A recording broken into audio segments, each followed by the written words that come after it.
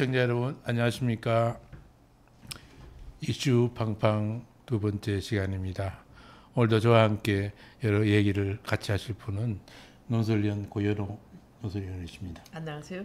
예, 반갑습니다. 안녕하십니까. 한 주간 잘 지내시고요. 네. 예, 오늘 주제는 지난 4.3 보궐선거 결과에 대해서 논의하고자 합니다. 우선 그 결과에 대해 좀 정리를 해주시면 어떻습니까? 네. 지난 4월 3일 보궐이 치러졌는데요. 창원 성산 지역에서는 504표 차로 정의당 여영국 후보가 자한당의 강기훈 후보에게 승리를 하였고 99.98% 자한당 강기훈 후보가 승리하고 있던 지점에서 역전했기 때문에 역대급 역전이었습니다. 그다음에 선거운동을 한 통영 고성 지역에서는 자한당 정정식 후보가 예상대로 승리를 거뒀고요. 문경시 시의원 후보 양쪽 다 자한당의 승리. 특히 이제 주목할 점은 전주에서 현 집권 여당의 텃밭이라고 할 수 있는 전주 합복판에서 이루어진 그 시의원 선거에서 민평당 시의원 후보가 승리를 하여서요. 결론적으로 보면 가장 관심이 많았던 집권 여당은 완패로 5건 모두에서 진 것으로 이렇게 나타났습니다.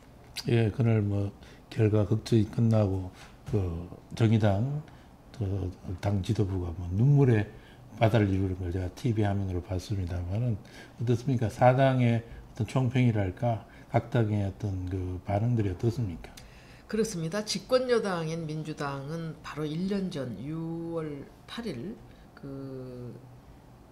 싱가포르 김정은 트럼프 회담 결과로 전국에서 완승을 거뒀던 그 지방선거에 비교하면 너무나 5대 0이라고 하는 참패를 받은 건데요.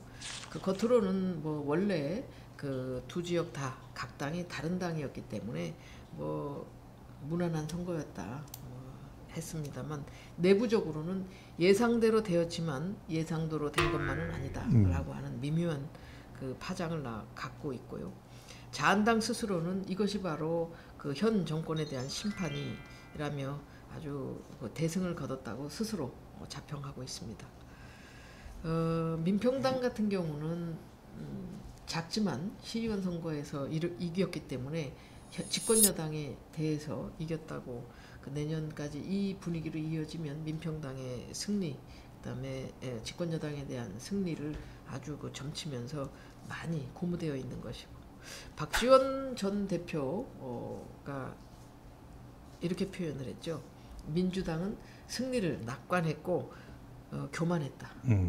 이것이 아마 답이 아닐까 싶습니다.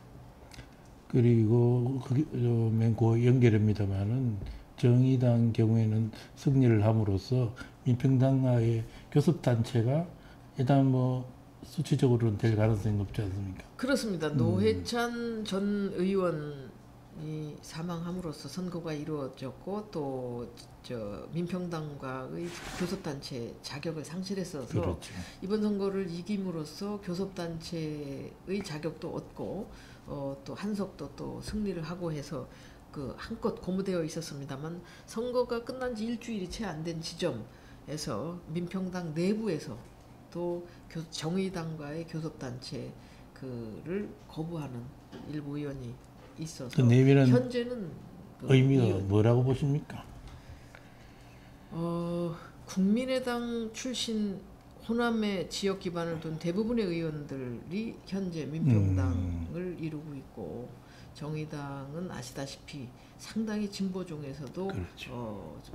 많이 좌쪽으로 가 있다라고 하는 평가를 받고 있는 두 당이 다 형식 논리로 교섭단체 지위를 확보하고자 결합을 했습니다만 내부에서는 여러 가지 입장 차이, 이념적 차이가 있을 수밖에 없는 것이고 특히 내년 선거를 앞두고 민평당에서는 너무나 왼쪽으로 가 있는 정의당과의 결합이 과연 선거에 도움이 될까라고 하는 회의론이 나오고 있는 거죠.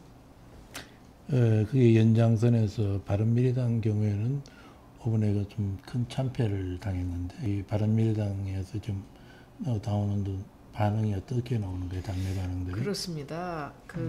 전통적으로 양대 기득권 정당을 타파하고 탈이념하고 탈지역해서 정말 국민편, 개혁편 하겠다고 그 출발하였던 국민의당은 실제로 그 제3당으로서의 길을 그 민주당보다 더 많은 표, 전국 2위의 그 득표를 함으로써 상당히 지평을 열었고 그렇죠. 자부심도 대단했고 대한민국 정치 발전사에서 큰 의미를 두었습니다만 여기를 더 나가서 실질적으로 탈이념 한번 해보자.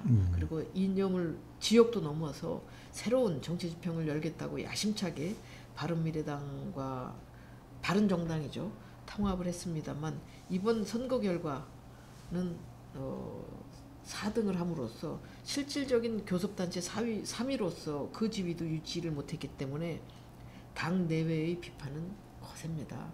그리고 내부에서도 지금 선거 지난 지 일주일 됐습니다만 바른정당 출신 계의 그 최고위원들 하태경, 이준석, 권은희 최고위원이 최고위 회의를 불참하며 그렇죠. 지도부 총사퇴 내지는 손학규 당대표의 그 책임을 요구하고 있습니다. 심각한 내용 상태인데요. 그래서 사실 5분의 그런 참패 결과를 보면서 제3당이 이 한국 정치권에서 자리 잡는 게 얼마나 힘든지 또 실감을 했습니다.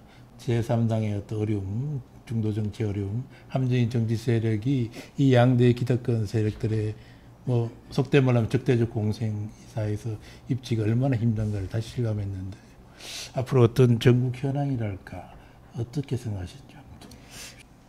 2016년 대한민국 국민들은 그 적폐청산과 새로운 나라에 대한 열망을 가지고 대통령 탄핵을 이루죠.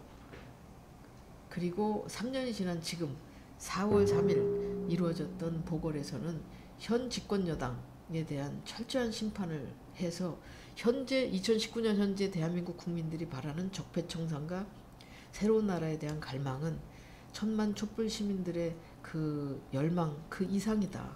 그러면 제3당이라고 자임하는 바른미래당 내지는 제3당의 길을 걷겠다고 하는 세력들은 어떻게 하면 새로운 나라 건설에 대한 그 국민적 요망을 담을 것인가를 훨씬 더 심도 있게 고민해야 될 것이 아닌가.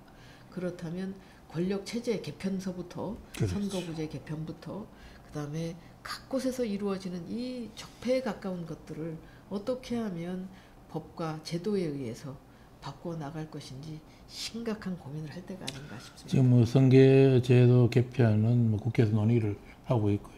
패스트트랙에 이제 걸자는 그런 여야 사당에 있는데 지금 현재는 뭐 또 자유한국당이 또 반대를 하고 있습니다만은 그 실현 가능성이 어떻게 보시면요? 우리나라가 현재까지 국민들에 의해서 선택된 10여 분의 대통령이 계시지만 누가 말씀하시기를 김대중 대통령 빼고는 모두가 불행한, 그러나 대통령이 불행하면 국가가 국민이 불행한 것과 다를 바가 없기 때문에 강력한 제왕적 대통령제에 대한 개헌 필요성이 계속 요구되어 왔었고요. 그 다음에 이것을 뒷받침하고 있는 소선거구제의 폐해, 예를 들어서 50%의 지지를 받으면 나머지 8, 90%의 그를 다 가져가 버리는 이 민의가 왜곡되는 소선거구제에 대해서 그 바꾸자, 선거구제 개편만이라도 하자라고 하는 요구가 계속적으로 이어지고 있습니다만 현재 집권 여당 문재인 대통령을 포함해서 집권 여당도 야당이던 시절에는 그토록 그 선거구제 개편, 석패율제라든지 연동형 비례대표제에 대해서 당론으로 채택하고 그토록 열망을 했습니다만 막상 집권을 하고는 조금 물 건너간 얘기로 이 태도가 많이 바뀝니다. 2019년 오늘 우리 대한민국은 그 적폐청산과 새로운 나라 건설에 대해서 천만 시민들이 촛불을 들었던 그 초심으로 돌아가서 시대도 바뀌고 상황도 많이 바뀌고 미래를 대비할 수 있는 정말 새로운 나라 건설에 대한 고민들을 누군가는 해야 된다면 이 기득권에서 비교적 좀 자유로운 제3세력 거기에 가장 가까이 있는 바른미래당 그런 분들이 많이 고민해야 될 때가 아닌가. 정말 초심으로 돌아가서 미래와 현재 국민들의 고민과 국가를 위한 그 뭔가의 시작을 하면 좋겠습니다. 예, 저도 뭐 거기에 대해 충분히 공감을 하고요. 앞으로 우리 정치권의 바른미래당의 역할이 갈수록 더 중요시하게 생각이 되는 것은 양대 기득권 세력 정당들의 그 소위 이제 적폐죠. 양적폐죠. 양적폐가 폐단이들이 너무나 심각하게 드러나고 있고 또 우리 사회 전체가 갈등 비용이 OECD 국가의 4위 정도로 높은 사회가 되는데 거기에 제 뿌리가 정치권이라 보기 때문에 그거를 치유시키고 통합사회로 가는데 바른미래당의 역할이 갈수록 더 커가지 않다고 생각됩니다. 시청자 여러분 오늘 논의를 어떻게 보시는지 모르겠습니다만은 앞으로도 여러분이 같이 논의하고 싶은 주제가 있으시다면은 답글로 달아주시면은 저희들이 그 수용해서 같이 논의도 해보고자 합니다. 예, 오늘 감사합니다. 예, 다음 뵙겠습니다.